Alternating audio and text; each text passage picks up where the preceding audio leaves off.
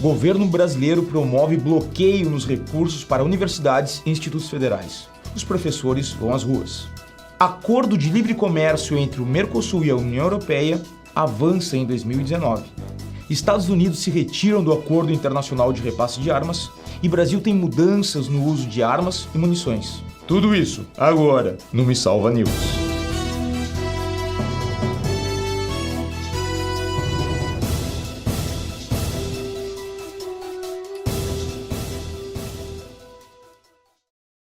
No final de abril de 2019, o governo brasileiro anunciou o congelamento de 1,7 bilhão de reais nos gastos de 63 universidades e 39 institutos federais. Algo próximo a 3,4% do total de gastos de 49 bilhões de reais. Segundo o ministro da Educação, Abraham Weintraub, o corte foi aplicado sobre os gastos não obrigatórios ou discricionários, como água, luz, terceirizados, obras, equipamentos e realização de pesquisas, correspondendo a 30% destas despesas. Já as despesas obrigatórias, como assistência estudantil e pagamento de salários e aposentadorias, não teriam sido afetadas. Para o MEC, o contingenciamento ocorreu porque a arrecadação de impostos está menor do que o previsto e o dinheiro pode voltar às universidades caso ela suba. Esse bloqueio de verbas atinge todos os ministérios e já foi aplicado em outros anos. O maior corte da última década ocorreu em 2015, durante o governo Dilma Rousseff, quando foram bloqueados 9,4 bilhões na educação. Naquele mesmo ano, a então presidente lançou como slogan do governo o lema Brasil, Pátria Educadora. Nos 2 anos de Michel Temer, o orçamento da educação voltou a ser alvo de cortes e reduções. Reitores das 10 maiores universidades federais do país apontam que não há sequer como pensar em formas de poupar recursos. Dizem que seria impossível funcionar com um bloqueio de 30% dos gastos discricionários até o final deste ano. Dados do próprio MEC indicam que 90% das universidades federais tiveram perda real no orçamento nos últimos 5 anos e a verba nacional para as mesmas encolheu 28%. Manifestações contrárias à medida eclodiram pelo país. Direto de Brasília, Clara, a polêmica não para por aí, não é mesmo? Olá, Chuchu!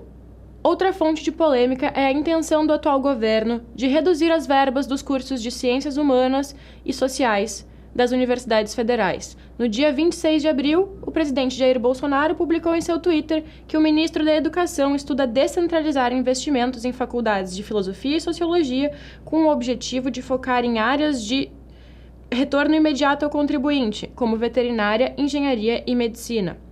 Porém, esse caso ainda não foi efetivado, diferentemente do bloqueio já anunciado de 30% do orçamento discricionário das universidades federais e institutos federais de pesquisa. É com você aí no estúdio. Pois é, Clara, como de costume, a educação brasileira não recebe o valor que merece. É praticamente um luto contínuo. Os europeus e os então membros fundadores do Mercosul, Brasil, Argentina, Uruguai e Paraguai, iniciaram em 1999 as negociações para um acordo comercial entre os blocos. Este acordo se estagnou em 2018, apesar de ambas as partes terem afirmado que as negociações estavam na reta final. No referido ano, os interesses do acordo colidiram com as divergências entre Brasil e a União Europeia, especialmente em termos de acesso a carne e açúcar aos países do bloco europeu e também ao setor automotivo. A União Europeia está comprometida a avançar decididamente na conclusão das negociações sobre os acordos de livre comércio ambiciosos e equilibrados com o Mercosul e Chile, afirma uma declaração dos 28 países do bloco publicada em maio de 2019. Para aqueles que acham que os países do Mercosul terão o livre comércio de carne no bloco europeu, vale ressaltar que tal medida foi algo que a União Europeia jamais concedeu em acordos comerciais com outros parceiros. O que se busca hoje é uma cota maior para a exportação de carne, açúcar e etanol. Além disto, vale ressaltar os fortes subsídios dados pelos europeus aos produtores rurais, o que pode afetar a competitividade dos produtos brasileiros no velho mundo. Mas o que são subsídios? Aonde vivem? Do que se alimentam? Como se reproduzem? Nossa repórter super especial, professora Clara, direto de Londres, nos traz tais respostas. Clara, com você. Oi, Chuchu! Diretamente aqui de Londres. O que são os subsídios? Subsídio é um apoio financeiro dado de uma instituição a outra que busca fomentar uma atividade ou a própria instituição e o que ela faz. No caso dos subsídios agrícolas, eles são dados pelos governos para os produtores rurais, buscando reduzir o custo final dos produtos agrícolas no mercado interno, para que eles possam ter competitividade em relação aos produtos agrícolas que vêm de outros países. Por exemplo, segundo a Instituição para a Cooperação de Desenvolvimento Econômico, o Brasil é um dos países que menos fornece esse tipo de auxílio. Já em comparação com a União Europeia, nós ficamos em desvantagem, porque as nações europeias recebem um elevado grau de auxílio. As vantagens para o Brasil são significativas. Só em 2018, a União Europeia importou 180 bilhões de dólares e exportou 168 bilhões em produtos agrícolas, enquanto o Brasil exportou 85 bilhões de dólares e importou 11 bilhões. O nosso país é o segundo maior fornecedor de produtos agrícolas para o mercado europeu. Em 2018, dos 43 bilhões exportados para a União Europeia, 14% são produtos agrícolas. Isto ajuda a ilustrar nossa herança colonial de país agroexportador, nos remetendo principalmente ao sistema de plantation, sistema implementado nas colônias europeias durante os séculos XVI, XVII e XVIII, cujas características eram as monoculturas exportadoras que ocorriam em grandes propriedades e se utilizavam de mão de obra escrava.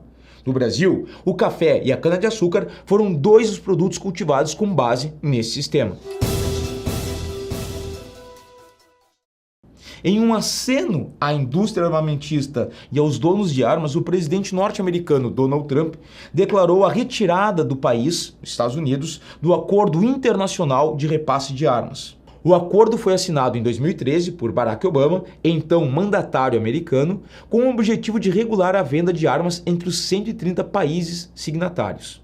Em geral, esse tipo de acordo entra em vigor depois de ser ratificado pelo legislativo de cada país. Os Estados Unidos são o maior exportador de armas do mundo. Suas vendas anuais de armas são de 58% mais altas que as da Rússia, que aparece em segundo lugar. Trump também anunciou que as Nações Unidas receberão a notificação da saída dos Estados Unidos do acordo. O Brasil também é um signatário do acordo, tendo realizado sua ratificação em 2013, mas só concluindo sua aprovação pelo Congresso Nacional em fevereiro de 2018. A questão armamentista no Brasil tem suscitado grandes e acalorados debates, ainda mais depois das mudanças nas regras sobre o uso de armas e de munições formalizadas em decreto assinado pelo presidente Jair Bolsonaro em maio de 2019.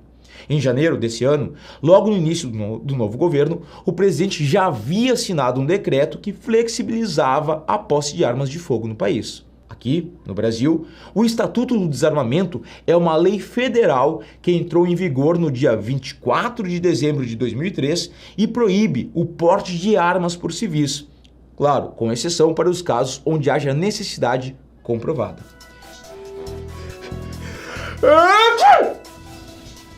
Me Salva News, sempre por dentro das atualidades para que tu fique por dentro do que pode aparecer na tua prova. Até a próxima, chuchuzes. Beijos de luz.